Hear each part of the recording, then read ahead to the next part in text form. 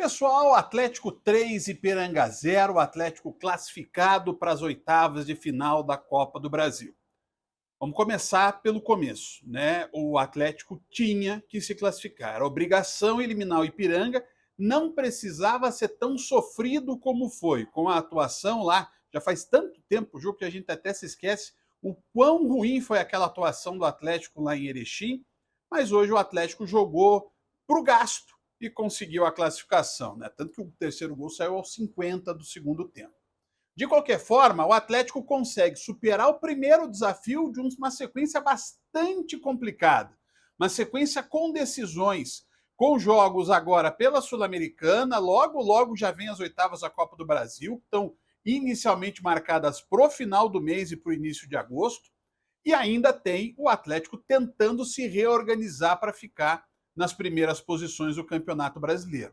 O jogo iniciou com pressão sobre o Atlético, afinal, o Atlético começa a partida após uma chegada muito tensa à Liga Arena, com os torcedores reclamando, com muitos pedidos de reforços, com protestos contra a diretoria e o presidente Mário Celso Petralha e protestos contra os jogadores.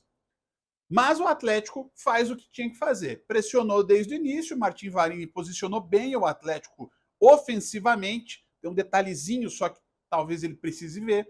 Mas o Atlético foi dominando, foi pressionando até o Fernandinho fazer um golaço, né? Percebendo o goleiro indo para o cruzamento, o Fernandinho chutou direto de um lugar onde normalmente se cruza. Mas isso é coisa que só um jogador acima da média como o Fernandinho pode fazer.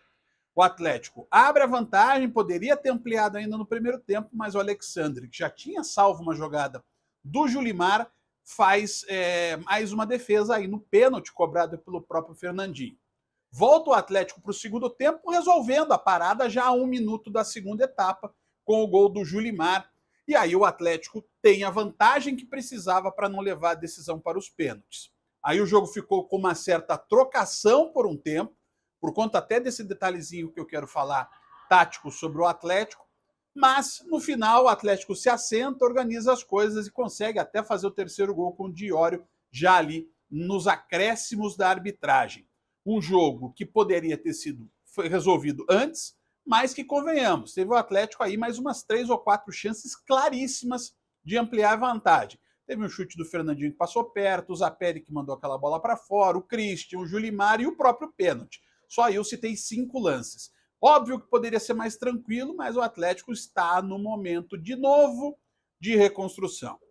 Sobre o Martim Varini, para o jogo de hoje ele fez o que tinha que fazer, jogou o Atlético para o ataque. Só tem um detalhe, porque ele usou já um pouco da filosofia dele, aquela história de atacar com 5, fazer o 3-2-5 na fase ofensiva, adiantar bastante o time para pressionar o adversário, mas esse esquema com o Thiago Heleno e Kaique Rocha na zaga, ele é arriscado. Tanto que não foram poucas as vezes em que o Bento precisou sair lá na intermediária para cortar um lançamento longo dos jogadores do Ipiranga.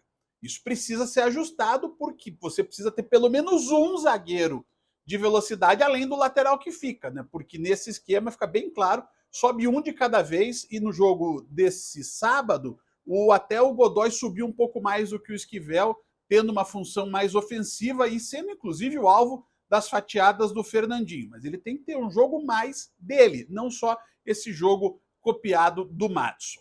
Agora, o Varini tem pouco tempo para se organizar para o jogo contra o Cerro, que tem um grau de dificuldade bem maior, mas bem maior mesmo. E a partir disso é que o Atlético precisa se construir para os jogos que virão pela frente. Não vejo como o Atlético não contratar. Já vi o Martim Varini dando uma escapulida quando foi perguntado sobre o assunto, elogiou o elenco, o que já é diferente dos outros técnicos, né, que virava e mexia, dava uma porradinha no elenco. Mas defendeu o elenco, falou que está muito satisfeito com o que tem em mãos e que vai olhar para dentro primeiro antes de pedir contratações. Mas o Atlético precisa sim se reforçar para ser realmente um candidato real à conquista da Sul-Americana e da Copa do Brasil, a gente sabe, são torneios eliminatórios e aí há uma possibilidade maior.